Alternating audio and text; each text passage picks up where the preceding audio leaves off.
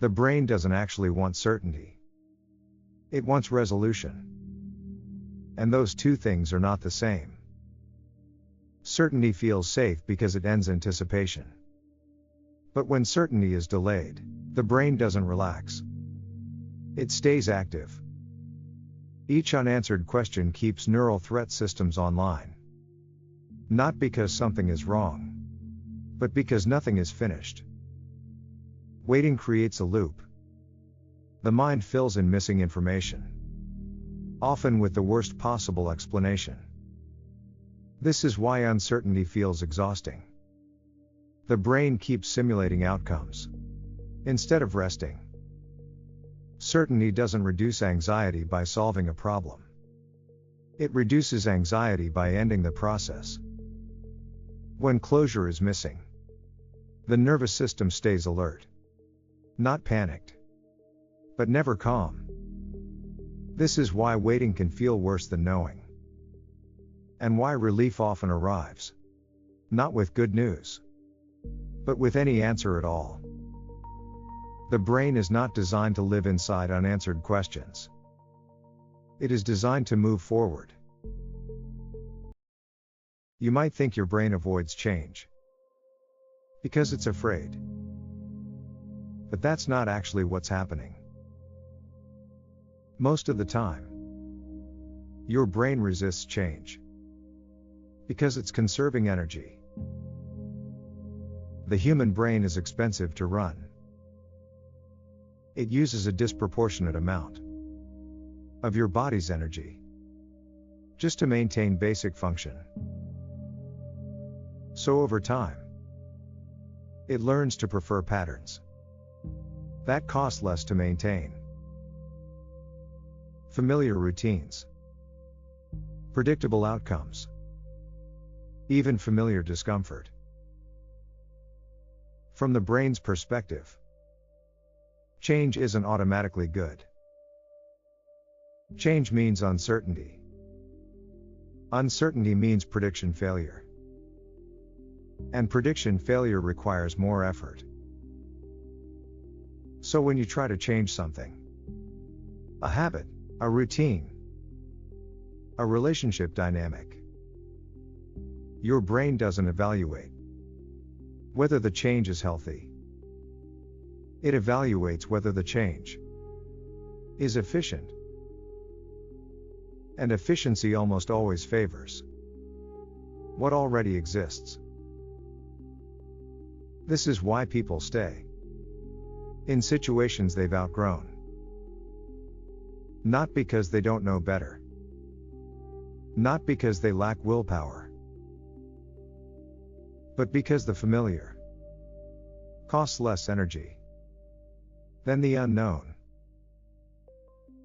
Even when the familiar isn't comfortable. Your brain builds internal shortcuts. Over time, neural pathways that fire together require less effort each time they're used. Changing direction means creating new pathways, which is metabolically demanding. So resistance isn't a character flaw. It's a signal that your brain is doing what it evolved to do. Minimize unnecessary energy use. This is also why progress often feels slower than expected.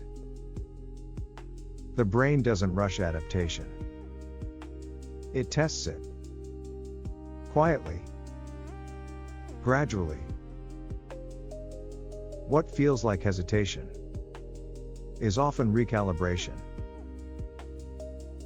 If change feels heavy, that doesn't mean you're doing it wrong. It means your brain is adjusting to a new internal cost. Over time, what once felt unfamiliar becomes neutral. And eventually, it becomes automatic. The brain doesn't resist change forever. It just resists it until it feels safe enough To stop. You can understand a pattern clearly and still return to it automatically. Insight does not override habit. The brain doesn't change because something makes sense. It changes when a new pattern feels safer. Understanding creates awareness. But awareness alone does not create stability. The brain is optimized for efficiency, not improvement. Once a pattern works well enough, it becomes default. When stress rises, the brain does not search for better options. It returns to familiar ones, even if those patterns create discomfort. This is why change often collapses under pressure. Not because the insight was wrong, but because the nervous system wasn't retrained. The brain prioritizes predictability over outcome.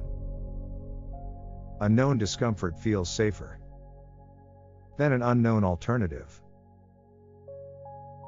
This default behavior is not resistance. It is conservation. The brain protects energy, attention, and stability. New patterns require effort. Old patterns require none. So when attention drops, the system reverts. This is why progress feels real one day and absent the next. The default was never removed. It was only interrupted. Change becomes stable only when the new pattern reduces uncertainty, not just explains it. Once this is understood, relapse stops feeling like failure. It becomes feedback. The brain doesn't default back because you didn't learn. It defaults back because learning hasn't become safety yet. Change doesn't fail because it's wrong. It fails because it's too fast for the nervous system to stabilize. The brain does not measure change by intention. It measures change by rate. When too much shifts at once, the nervous system stays alert. Not because the change is harmful, but because it hasn't been mapped yet. The brain learns safety through repetition. Slow change allows prediction. Prediction reduces uncertainty. Uncertainty determines whether the system relaxes. Fast change skips this process. When change happens too quickly, the brain enters monitoring mode. Attention increases. Energy consumption rises. The system stays activated. This makes the change feel unstable, even when it's positive. Understanding a change does not slow it down. Insight explains what is happening, but pace determines whether it can settle. The nervous system cannot integrate what it hasn't had time to predict. So the brain does what it always does under load. It pauses. It resists. Or it returns to what was previously stable. Not as failure, as regulation. This is why sustainable change often looks boring from the outside. Small adjustments, repeated exposure, minimal disruption. The brain interprets these signals as safe. Change becomes stable when the nervous system can keep up with it. Not when it's convincing. Not when it's intense. But when it's slow enough to feel predictable. The brain doesn't reject change. It rejects speed it can't absorb. Progress often doesn't end suddenly. It fades. One day things feel lighter, more stable. Then, without warning, they don't. This isn't because the progress was false. It's because the nervous system periodically checks whether change is safe. When a new pattern emerges, the brain doesn't immediately replace the old one. It keeps both available.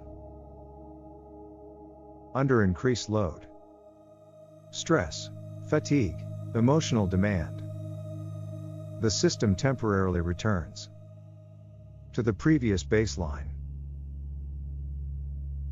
From the outside, this looks like backsliding. From the inside, it feels like losing ground. But neurologically, it's a stability test. The nervous system asks, can I still function here? Is this sustainable? Do I need to reduce load? If the answer is unclear, the system regulates by retreating. This is not reversal. It is elasticity. Progress stretches capacity. Regression protects it.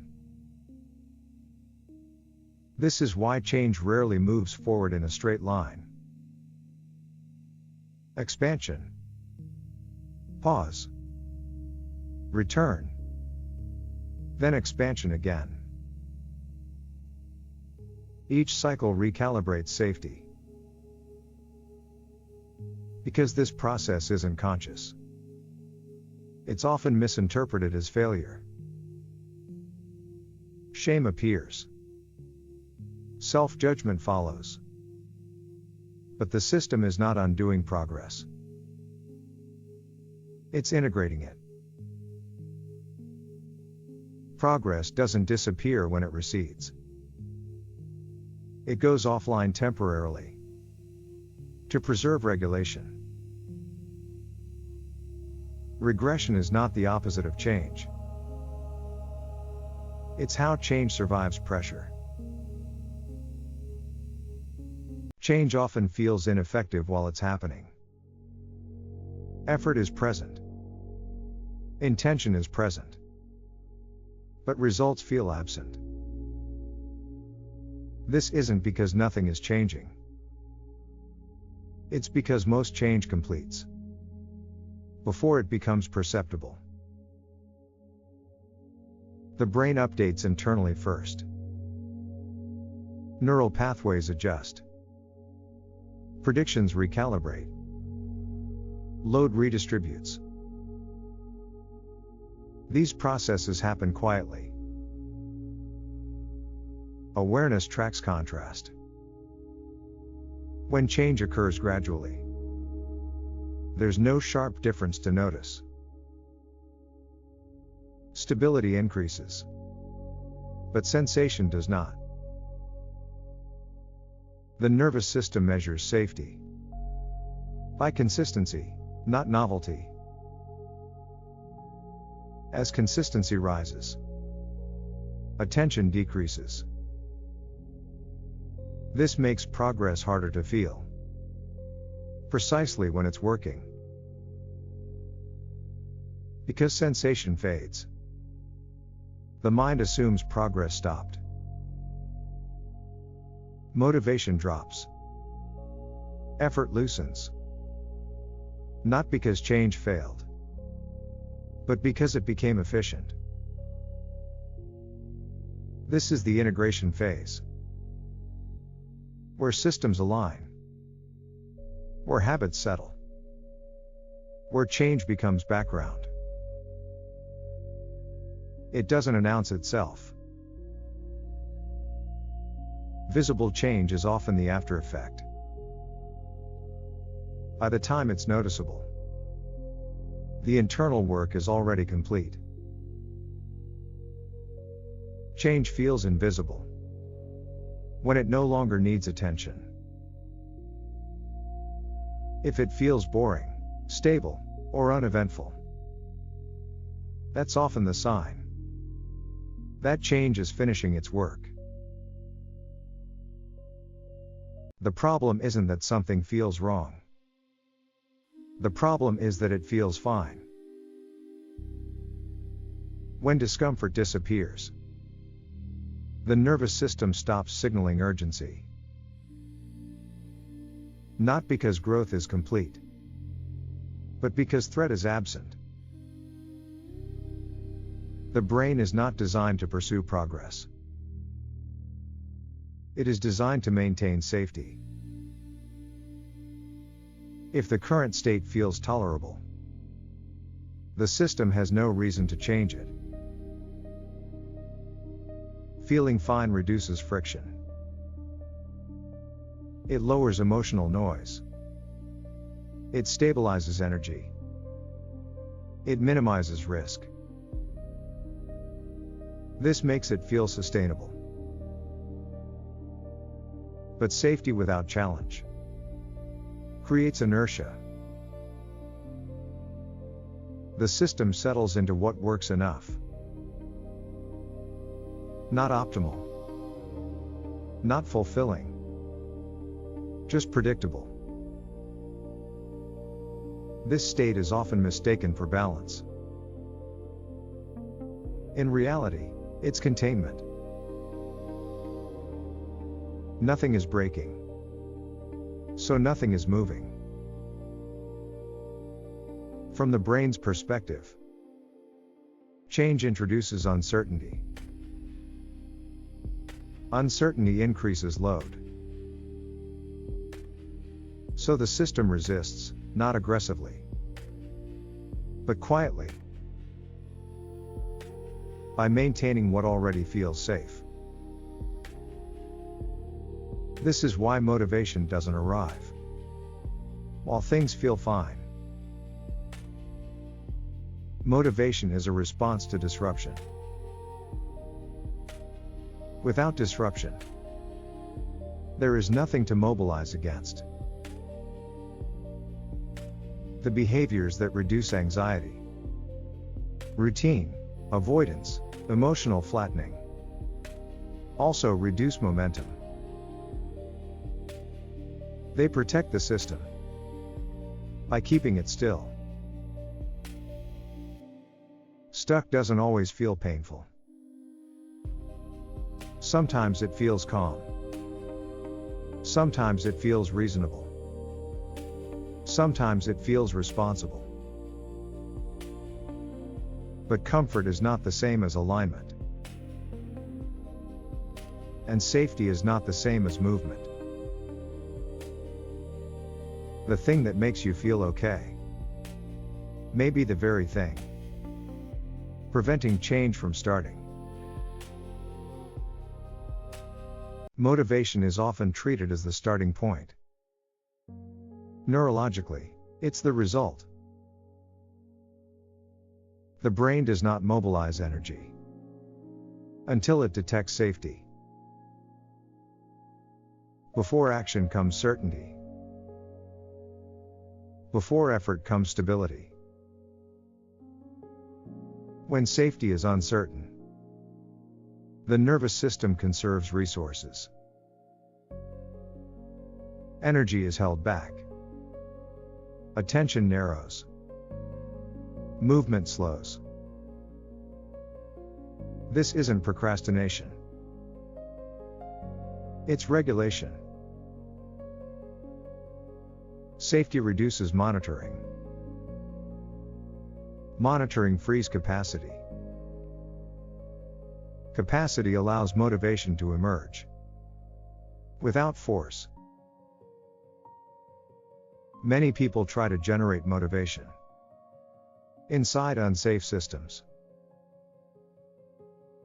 High pressure, Constant self-criticism. Unresolved stress. The nervous system responds by pulling back. From the brain's perspective, survival comes first. Growth is optional. If the environment feels unstable, the system chooses containment over expansion. Forcing action increases load. Load signals danger. Danger suppresses motivation. The harder motivation is chased, the further it retreats. Motivation isn't missing. It's waiting. Waiting for conditions that don't require defense. Stability. Predictability. Reduced internal threat. When these are present, motivation appears naturally. Not as pressure, but as availability. This is why motivation feels effortless in safe environments and impossible in unsafe ones. Motivation doesn't start change. Safety does.